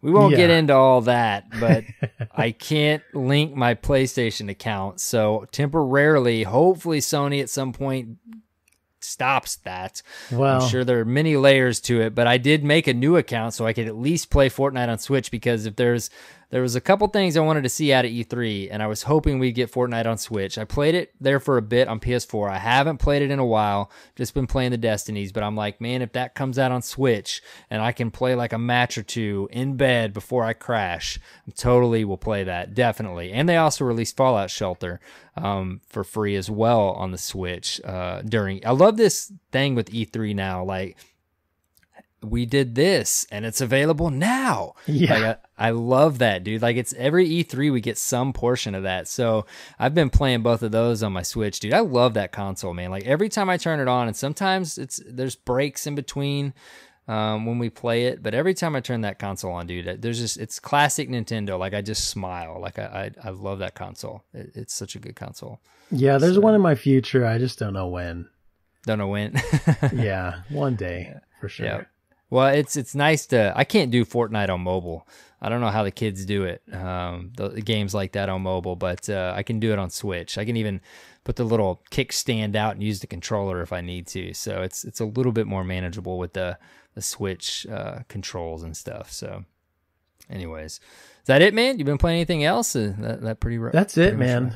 That's it. And dude, and I have a whole new appreciation for what it takes to put a podcast together. Yeah. Man, it takes so many of my nights up, just doing research and trying to figure stuff out. So build the show notes throughout the week, and then you got the editing, when you're going to record, then the editing, and then all the different little pieces. Again, can seem overwhelming, but once you get a grasp on it, like it just becomes part of your process, right? Yeah. So it's cutting into my game time, but I think that's dude, all right. there's times with Destiny that we spend more time prepping for the show and learning and reading about what's going on than we actually do playing, which still works okay because you're you're investing there's plenty to do outside of playing the game, which is a great thing, even if you're investing like what weapons to use and things like that. But there's been weeks that I have prepped for the show, and I'm sure Cyborg as well, prepped and done that whole thing and got the show out, and it took more time to do that than we actually played the game. Yeah, I mean, because you want to put out a quality show. You want to give people something worth listening to. And, you know, we have like we set up a Patreon from the beginning, and people started supporting us like right from the beginning. Mm-hmm. And it's like, you know, so you feel this responsibility. I want to do it because you know, the community wants something of good quality, you know, and now people are paying us money, and it's like, okay, I want to do a great job as best as I possibly can. And it takes time. So yeah, fun. The Division and some Crucible is basically all I've had time for. But yeah, speaking of, and then you're going on an extra show called Destiny Reset this week, and it's already past midnight right now. Oh man, no, that's cool. I mean, it's this week I have been listening to so many podcasts and stuff, and E3 has been like overwhelming with so much information, and it's like I'm buying like 5 games for the end of the year, and it's like I don't know how I'm gonna play all these games. And I don't know how you podcasts out there cover a bunch of different games, how you choose your topics, because we fill up pages of show notes just on our favorite game, Destiny, every week. I can't imagine these days trying to balance like multiple topics, multiple games. There's just so much stuff, dude, especially during something like E3 and all that good stuff. It's just it's been said many times, but it's more than a great time to be a gamer right now. There's just so much good stuff. Absolutely. Out there. For sure. Well, this is when we normally would do some Dirt Fam discourse. We've got a couple emails we're sitting on. If you sent something in, you know, it's of course very possible we'll feature it on the show. We like to ask you guys. Always send us any feedback you have, any shout outs you have, whether it be in the Dirt Fam or any of your communities, clans. Send us what you think about War Mines. Send us what you think about Forsaken, anything like that. Topics, whatever we're not covering that you want to hear about. It can be very broad, very specific. Don't hesitate to send it in. You can send it in to our email, which is destinyresetpodcast@gmail.com, or you can send us a speak pipe, which basically is where you just record a little voicemail. I think it's 90 seconds or less, and we will feature that on the show. It's Destiny Reset. I believe it's speakpipe.com/Destiny Reset. You can leave us a little message on there, but don't hesitate to do that, guys. We always encourage that. We love getting that stuff, and we're more than happy to throw it in the Dirt Fam Discourse portion of the show. This week, I did want to just throw in here real quick to ask you guys as well. I threw up a Twitter poll. It's been kind of a hot topic the past couple weeks. We talked about it in depth last week with Lulu about cross-save in Destiny for cross-platform saves so that you can carry your characters with you. I sent out a tweet basically that's asking you guys. I said, many would love to see multi-platform cross-save with Destiny in an investment game. Progression carrying over is huge, allowing for the ultimate friend game experience. No platform boundaries. Many layers to this feature, I'm sure, but if implemented, would you benefit from it? That was the tweet I sent out. And up to this point, I've gotten 269 votes, 85% of you saying yes, 15% of you saying no. So, you know, I thought about it. I try to phrase it in a way of, would you benefit from it? And do you have multiple platforms? Would that be something that would interest you? Would it benefit you? Would it help you out to play with your friends? And again, I mean, 85% of you said yes, 269 votes. You know, that's my reach. We were talking about it before the show, Manny, an Xbox exec. I forget his Twitter handle. Is it Xbox Quick? I can't remember. He sent out a tweet just over the last couple weeks, right? That was asking about crossplay and cross save, kind of very similar question. And I think he had like over 30,000 votes and responses, very overwhelmingly in the yes, we would love to see this, right? Yeah, huge response. Yeah, Xbox Quick. Xbox Quick, that's right. QWIK. Yeah, and it's like, of course, even if you wouldn't benefit from this would still be a cool feature. You know, I had some concerns, people responding saying like, you know, would this take away from their development time, you know, things like that. And of course, who knows what would go on behind the scenes.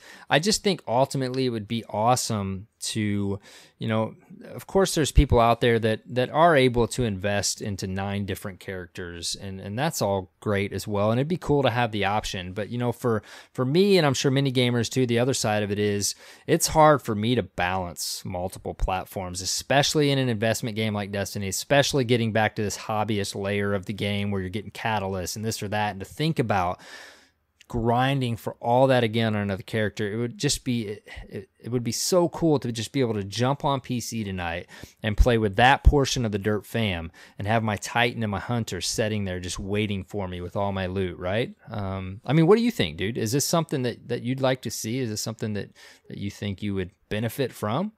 Absolutely. Like I own the game on PC, but I don't play it on PC.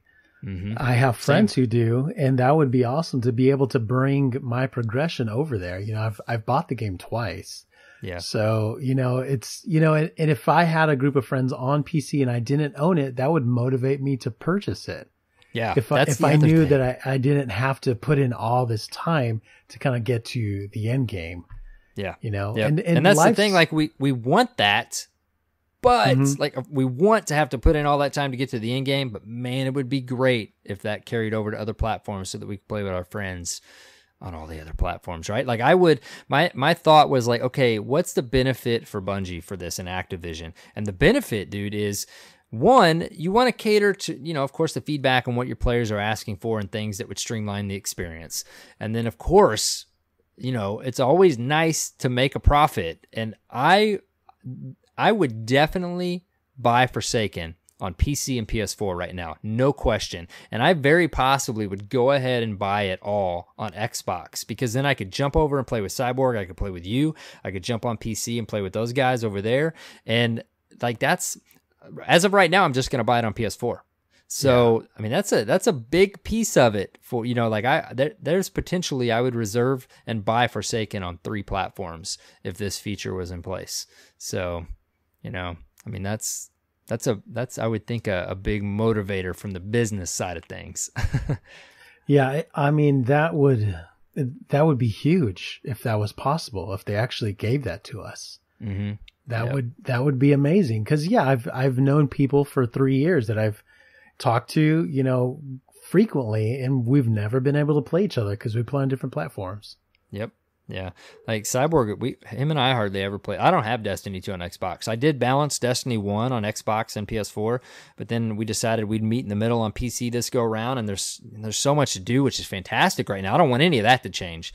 I love having plenty to do, but like it's like you're sticking to your console just because there's so much fun and so much to do on one console. It'd be nice for it to carry over. Of course, Fortnite is the big leader in this. They're kind of paving the way, it seems like, for all this stuff, at least from their side of things, to be, you know, it's so nice to log into your Fortnite character on PC or PS4. Right now there's an issue with Switch and PS4, but, you know, to be able to log in and have all of your progression there, and even with that game being mostly basically cosmetic, it's still great to have that progression there. And I feel like, man, would it be cool, and would the Destiny community and Bungie and Activision benefit from it? So hopefully we see something like that in the future. But the whole reason I bring this up is to get some feedback from you guys out there. Like, what do you think? Would you benefit from this? Would this be something you'd like to see? Do you not really care if this gets implemented? You know, every player's different. So just like I mentioned before, you can email us at destinyresetpodcast@gmail.com or send us a SpeakPipe at speakpipe.com/Destiny Reset. Of course, you can tweet us just at Destiny Reset if you'd like to do that as well. Just a quick little tweet. Let us know your thoughts on this topic. But we really appreciate it. And of course, we always like to give a shout out for the Dirt Fam patrons. We've got a few this week. Manny, you want to give them a little shout out here? Yes. True Calm Toll and Mr. Willis and Black Viking 7. Yes, we got 3 new patrons this week. Fantastic. We thank you guys so much. It means a lot to us. We Very much appreciate it. If you don't know what a Dirt Fan patron is, you can go to patreon.com/Destiny Reset, and there you can become a Dirt Fan patron. You get rewards for things. Basically, like right now, you get a shout out on the show, you get your gamer tag posted on our website, and you get an invitation to our Discord channel for Dirt Fan patrons and supporters. Really, if you go to patreon.com/Destiny Reset, you can get all of this for donating as little as $1 a month. That's all. It is a monthly thing at Patreon. We appreciate any support. Again, you don't have to do any of that, but if you want to, we very much appreciate it. If you don't want to do the whole monthly thing, we do have on our website, DestinyResetPodcast.com, we have a PayPal button. We've gotten donations that way quite a bit as well. You can do a one-time donation. You don't have to do the whole monthly thing, but it's whatever you guys would like. You get all the same benefits either way, and we can't thank you enough. We appreciate all of you. Downloading the show is huge for us. Leaving a review is huge for us. Supporting us in this way is very much appreciated. So we thank you guys very much. And Manny, I mean, like you said, you guys have a Patreon as well. So it's cool to get any kind of support for content you create, right? It's just it gives you a warm feeling inside, right? When people enjoy something you're creating. So yeah, and like I support I support Destiny Reset, and I support a lot of other things. Yeah, for a long time I have. And the thing is that, you know, you want to be able to help and benefit those who are putting in work to help and benefit you. Mm-hmm. And when you put it in the context of it being $1 or something like that, then it makes it easier. I think, you know, they're giving me so much more value than just $1 a month. Right. Mm-hmm. And it's not just for us, you know, think about all of the content creators that we benefit from. And, you know, if you just set a budget for like, you know, I'm going to spend $10 on like YouTube content creators or something like that every month just to say thank you and just to help them out. And it goes a long way for sure. Oh, it does, man. I mean, and it's so helpful and it's so much appreciative, whether it's, you know, to help the production of whatever you're creating or, you know, just any aspect of it. And, you know, I even think about myself. I need to make it a point for this, even for me as well, because I consume so much content. You know, I try to give people shout outs and do this or that and post videos that are really good videos and from creators that I like. And I consume so much content very similar to like our podcast that people create just because they enjoy it and because they like to give information, you know, about a certain thing to a community. And it's a neat thing, man. It goes full circle and we're all a part of it. You know, we create the show, you listen, you help us make it better and you support us. And it's all one big cohesive thing, man. It's a neat process, right? Very cool. Absolutely. And if you can't support on Patreon, think about leaving an iTunes review because that goes a long way to helping the show as well. Very much, very much. So it's kind of like the like and subscribe that we hear on YouTube. A podcast review is very, very helpful. So, well, with that said, man, where can people find you, Manny? It's been so fun having you back on the show. You can find me everywhere at AKA Manny G. So that is my gamer tag on Xbox. It's also my tag on PlayStation, but I don't have a PlayStation right now. You got the name locked down though. Yeah, I do. I'm also, same name on Twitter. And if you want to listen to the new show that Andy and I do, it is at, G_Adventure Club on Twitter, or you could go to our website, gamingadventureclub.com, and you can find all the links there. Yeah, man, I've been tuning in. I've got some to catch up on, but I've definitely listened, and I'm enjoying it. You guys are naturals, man. Like you can tell you're good buddies because the chemistry is definitely already there. So it sounds like party chat. Like we always say, this show is pretty much just party chat, playing video games. So definitely go check it out. You can find me on Twitter, YouTube, and Twitch at AER0KNIGHT with a 0. So much easier to say it now without having to throw the version in there. You can find us, of course, at Destiny Reset on Twitter. And for all things DRP, just go to DestinyResetPodcast.com. We've got the current YouTube video on there of the episode. We've got the admin team and you know, their profiles on there. We've got all methods of subscribing to whatever feed that you listen to your podcast on. So definitely check that out. Of course, we always have to make a little time for the iTunes reviews, and thank you guys. We did get 3 this week. It's the week of 3s. 3 new patrons and 3 new reviews. We got 2 5 out of 5s with no written. That's okay. We really appreciate you taking the time to throw some stars. And we did get 1 written 5 out of 5 from the Milkman77. So we thank you guys so much for leaving those reviews. Like Manny already said, they go a long way and they help us get out there to where more listeners can find us and find some more Destiny content creation to consume. So we very much appreciate it.